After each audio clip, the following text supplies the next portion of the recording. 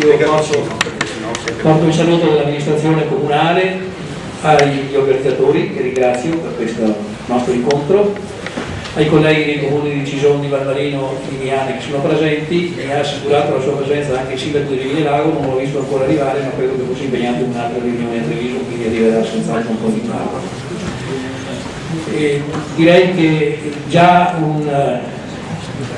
un segno di quanto sia sentito e di quanto sia importante l'argomento è dato dai presenti in sala.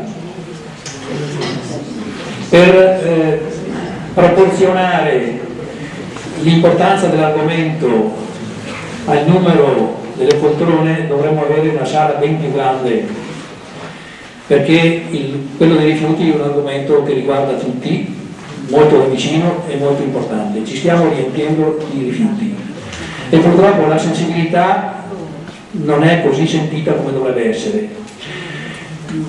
Noi come comune abbiamo già dall'inizio del 2005 abbiamo già organizzato la raccolta differenziata per tutte e 5 le frazioni di rifiuto, in modo da evitare per quanto possibile di vedere per le strade, per i corsi d'acqua e in giro abbandonati elettrodomestici, vetri, cartoni e cose di vario genere.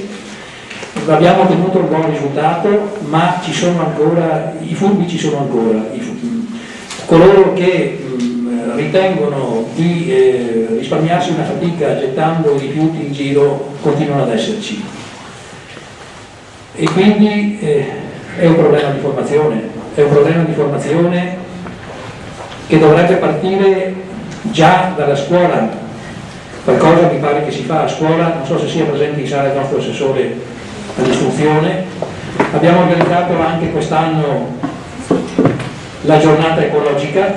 Purtroppo, se dobbiamo misurare la sensibilità dei risultati, sarebbe meglio quasi non parlarne, perché dei genitori di Follina erano presenti 2 persone, anzi dei genitori di Follina, Cison e Miane, che erano stati sensibilizzati con una lettera data ai loro figli a scuola e distribuita a tutti quanti capillarmente. Mi pare che ce ne fossero 2 in tutti e 3 i comuni.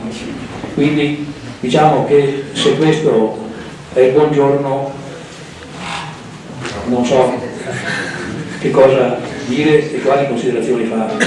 Mi auguro che il futuro ci faccia preoccupare un po' di più di questa vitale necessità di recuperare l'ambiente, di mantenerlo per quanto possibile e di migliorarlo, di renderlo di nuovo umano e vivibile, perché in caso contrario credo che ne pagheremo lo scotto tutti quanti.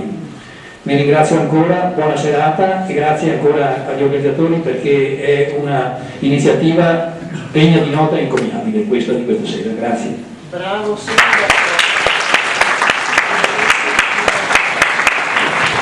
Bene,